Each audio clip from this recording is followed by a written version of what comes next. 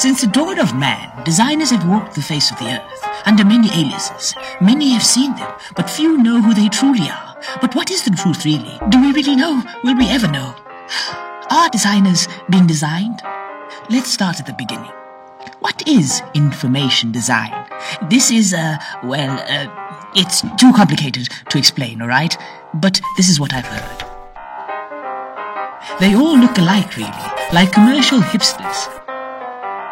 So, hipster hair, hipster beards, they have standard human eyes, but big noses so they can smell all that coffee they drink so much. Then they put on glasses, big dark-rimmed glasses, and skinny jeans are a must. And leave the house without consulting the Pantone Bible? Never.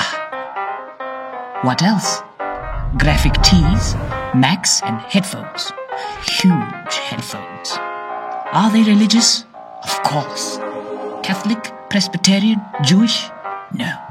Designers are Helvetica, and quite OCD about that religion too.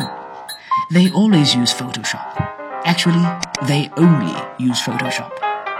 To get there, you need to be in a band, have a degree in IT, and have the conviction to save the world with a single poster, because designers are second only to Gandhi. Let's just stop right there and reconsider, because design is all of this, but probably none of it too.